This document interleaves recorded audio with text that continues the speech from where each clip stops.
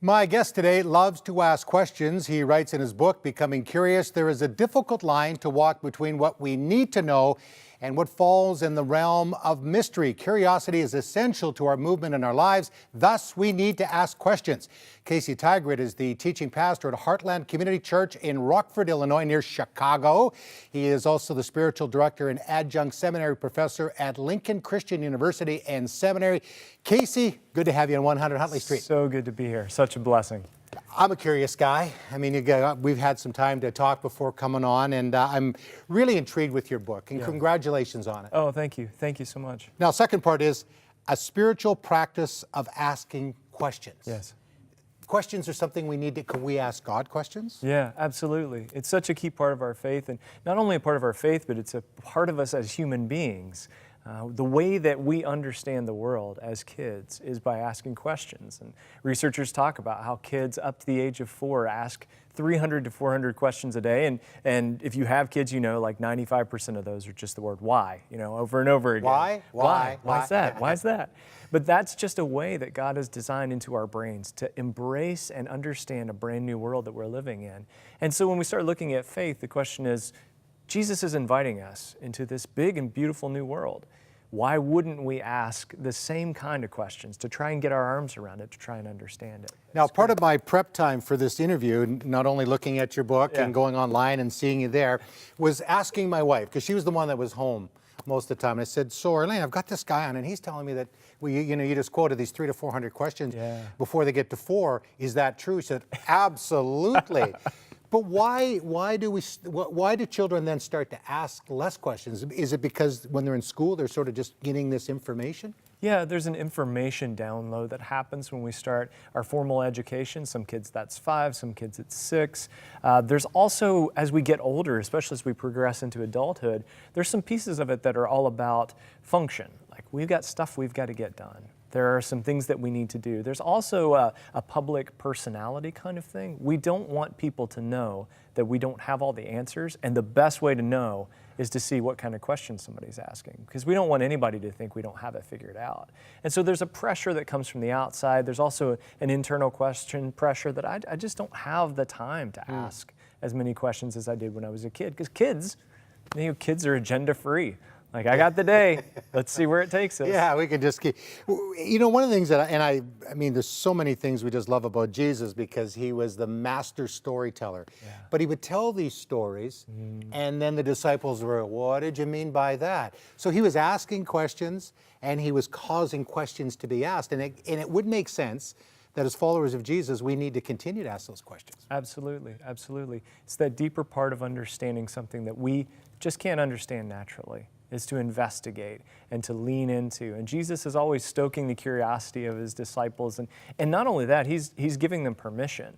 And that's one of the biggest things for us, is that we need to know that God is granting us permission to bring those questions, that there are no unauthorized questions. They're the things that are bubbling up in our spirits. They're the things we need to know to live in this bigger kingdom that we're a part of. So it was 183 questions that Jesus either asked or answered. Yeah, in the Gospels. That should maybe give us a hint? Absolutely, absolutely. Yeah, if God decided that he was going to change the world with direct answers, Jesus never got that memo, because he spent most of his time just pulling on people, saying, and especially asking the question beneath the question. So he would do that annoying thing that we hate, which is when someone answers our question with a question. But Jesus did that all the time, because what he was trying to do was get at the thing that's underneath it. Like, I know you're asking this, but what you really want to know is this. Yeah. And let's go there, because that's where the real rich stuff is about to happen. Have we, and I mean, we're talking before coming on, and, looking back to the early church and how the dynamic was, there was opportunity to ask questions and interact.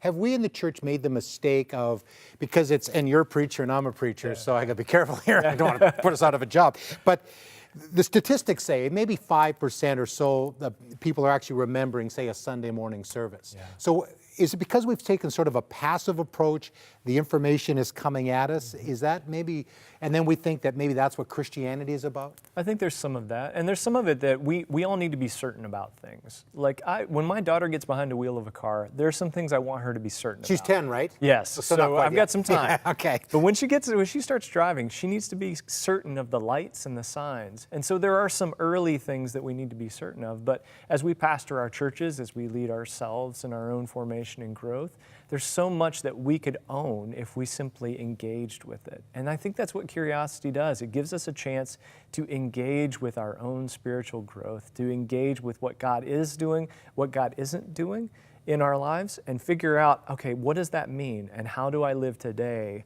with that on my shoulders, with that on my plate? And so there is kind of an information download we do, and there's some information in our early stages of faith that we desperately need. But eventually we have to give that away and allow people to take it and live with it and wrestle with it and embrace it and even teach it, talk about it to other people, because as you probably know, teaching something makes you more likely to remember it, right? I think 90% the statistics are. Okay, Casey, we're going to take a break. Your book is called Becoming Curious, a spiritual practice of asking questions. So what kind of questions should we ask God? We'll ask Casey, the expert here, when we come back. From James Merritt comes an insightful, inspiring, and comforting journey through the Psalms. James, we are so excited that you've partnered with Crossroads to offer your new book, 52 Weeks Through the Psalms. Well, I'm honored to be with you as always, and this book is fascinating because in it, you're going to learn how to understand about the provision and the power of God. You're going to learn how to trust in the approachable presence of God, and most of all, you're going to be able to grow in your joyful response of God. We're going to have a great time. As you begin a new year, Crossroads encourages you to embark on weekly readings in the Psalms. To make it easy and most meaningful, we'd like to give you a complimentary copy of this new book, 52 Weeks Through the Psalms, when you make your January gift to support 100 Huntley Street and Crossroads' unique media mission. We're waiting to hear from you, so call now, 1-800-265-3100, or make your donation at crossroads.ca/donate.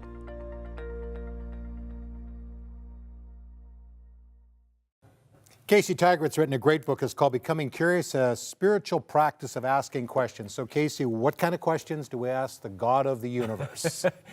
My first blush at that is probably kind of a wild answer, which is whatever comes up. But when I look at the Bible, and especially the teachings of Jesus, one of the things that I wanted to bring into this work, into this book, was the fact that there were certain questions Jesus asked that had this profound effect. The story about three guys, James, John, and Bartimaeus, two of them Jesus' disciples, one of them a blind man on the side of the road.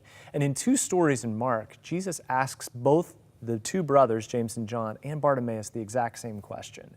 He says, "What do you want me to do for you?"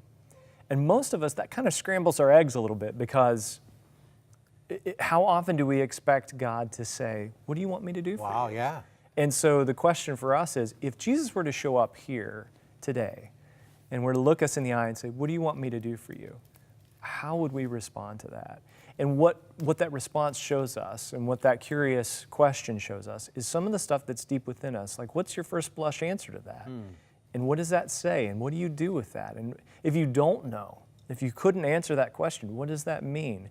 What kind of intimacy do we have with God if He asks us, "What do you want me to do?" and we've got nothing?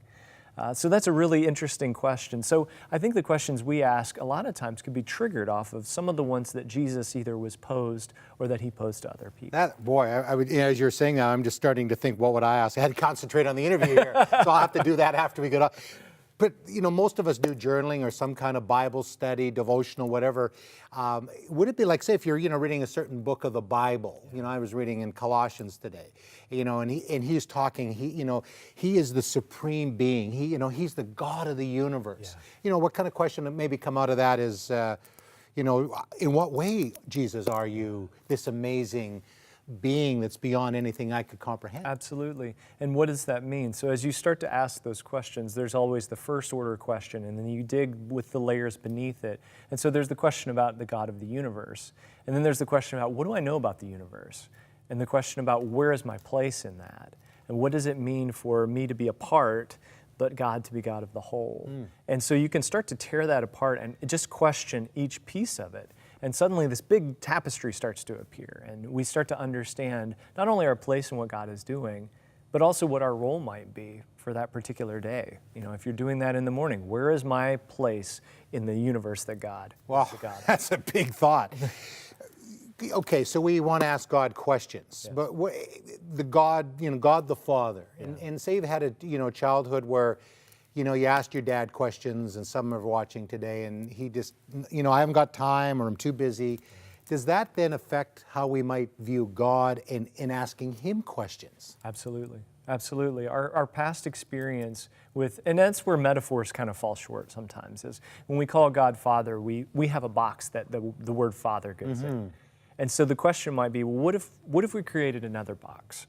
What if God as Father is one that's really difficult for us? And knowing the culture of the Bible, the word Father was very much about the leader of the family and the leader of the community. So what if instead of seeing Him as Father like we see fathers, what if we saw God in a different box? And what might that look like? What is the image or the metaphor that drives it for us? And not only that, why? Why does that one make more sense than this particular one? Dealing with people a lot of times who have had bad issues with their fathers, and they having trouble praying the Lord's Prayer, Our Father. Well, is God my Father in the sense that my dad was my father, or is it a different thing altogether? And what would it mean for God to be your father but not to be your dad? And see where that starts to take you. That kind of question is really, really important. Well, and we just got a few seconds to go, but we give permission for people to ask questions. Absolutely. I know some Christian parents, and being having kids, is asking questions. Well, does God really exist, or why is Jesus the only way? We have to allow them, right, Casey, to ask those important questions. Absolutely, and we allow those because we trust that the outcome belongs to God anyway. We can lean into His care for us as we begin to ask those questions. And that's what really shapes us. What shapes us most is when we're out on the tightrope without a net, and we trust that no matter what's going to happen next, I can faithfully step into this question and allow God to take care of the outcomes. And that's a stretching experience. And that's why questions for me are a lot more challenging than just finding the right answer and hammering it home. Good. You have permission. Ask God questions. Casey, thank you. Thank you. And we'll be back with more of 100 Huntley Street right after this.